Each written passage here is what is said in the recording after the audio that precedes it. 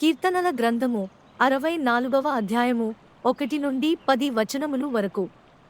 దేవా, నేను మొర్రపెట్టగా నా మనవి ఆలకింపుము. శత్రుభయము నుండి నా ప్రాణమును కాపాడుము. కీడు చేయువారి కుట్ర నుండి, దుష్టక్రియలు చేయువారి అల్లరి నుండి నన్ను దాచుము. ఒకడు కత్తికి పదును పెట్టునట్లు వారు తమ నాలుకలకు పదును పెట్టుదురు. యథార్థవంతులను కొట్టవలనని చాటైన స్థలములలో చేదుమాటలను బాణములుగా సంధించుదురు. వారు భయమేమీ లేక అకస్మాత్తుగా వారిని కొట్టెదరు. వారు దురాలోచన దృఢపరచుకొందరు. చాటుగా ఉరుల నొడ్డుటకు యోచించుకొనుచు మనలను ఎవరు చూచెదరని చెప్పుకొందరు.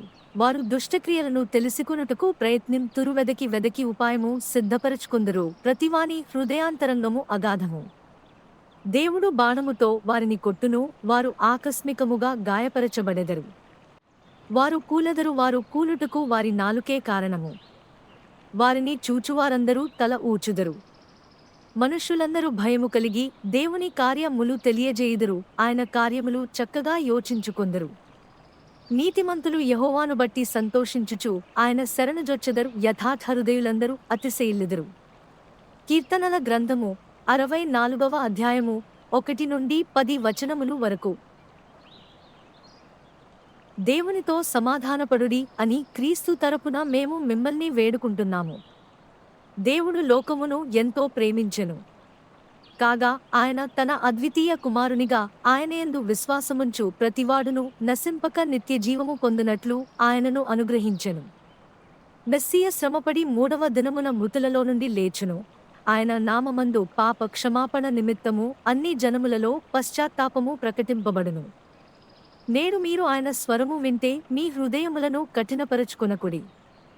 ఇప్పుడు దేవుని కృప సమయము, ఇప్పుడే రక్షణ దినము. అయ్యా, రక్షణ పొందాలంటే నేను ఏమి చేయాలి?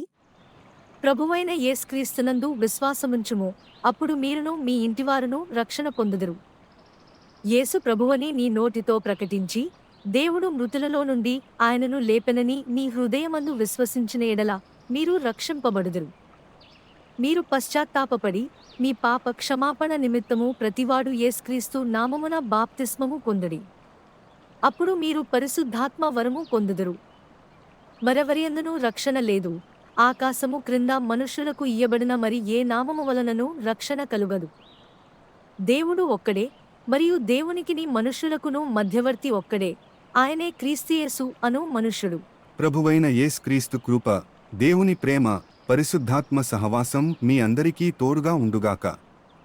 మన రక్షకుడైన ఏకైక జ్ఞానవంతుడైన దేవునికి ఇప్పుడు మరియు ఎప్పటికీ మహిమ, ఘనత, ఆధిపత్యం మరియు శక్తి కలుగుగాక. ధన్యవాదాలు మరియు ఆమెన్. అగాపావో ప్రతిధ్వనులు. సరిహద్దులను దాటిన సాక్ష్యాలు.